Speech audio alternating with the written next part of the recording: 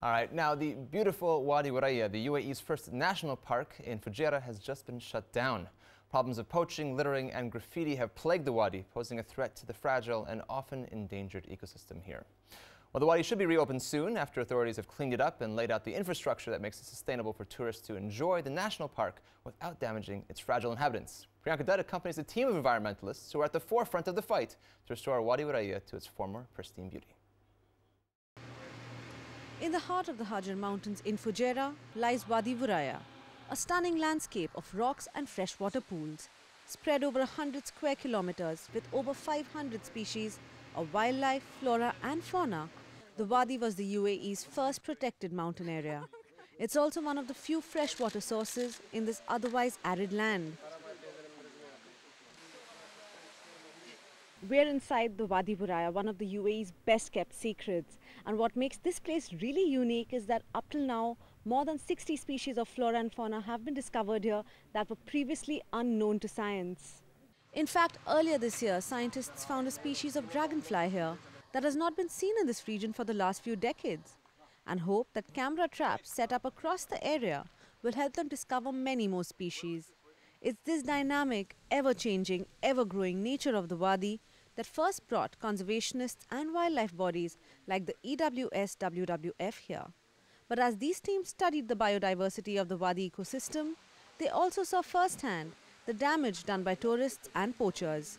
With the Wadi being threatened with destruction, the only way ahead was for authorities in Fujairah to shut down the park and hand over its cleanup and management to the EWS WWF.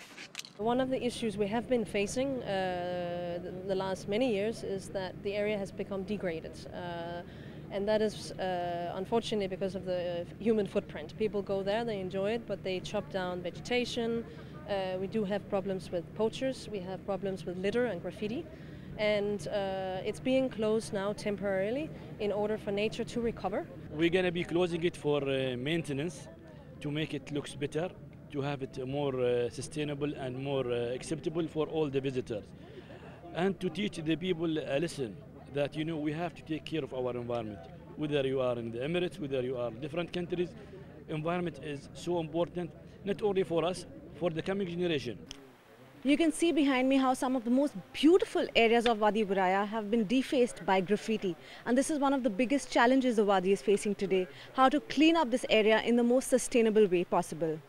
It's a daunting task ahead, cleaning up the Wadi to eventually making it a sustainable national park open to the public. It's a big challenge. Yeah, you notice there is a lot of graffitis. We have some techniques to clean that up. It's a lot of work still. We're using some chemicals that are safe for the water and the organisms that are living in the water. But it still needs a lot of effort from our side. For these environmentalists, preserving the Wadi is more than just a job. For some, it's an important connection to their own past. In the old days, because I grew up in this region, this was a source of food. How we eat it, we take this hamad and we take the dry fish, we crush the dry fish. There is one fish called uma, like a sardine. We dry that one, we crush it. When it is crushed, the name changed to sihna. We mix the dry fish with this one and onion. We eat it with the bread. This was not some delicacy, it was a main course. Wow. Try some. For centuries, the Wadi Wuraya has been an essential part of the UAE's natural heritage. And now, by being turned into a protected national park, authorities have ensured that the Wadi remains relevant to people for generations to come. Priyanka Dutt, Emirates 24/7.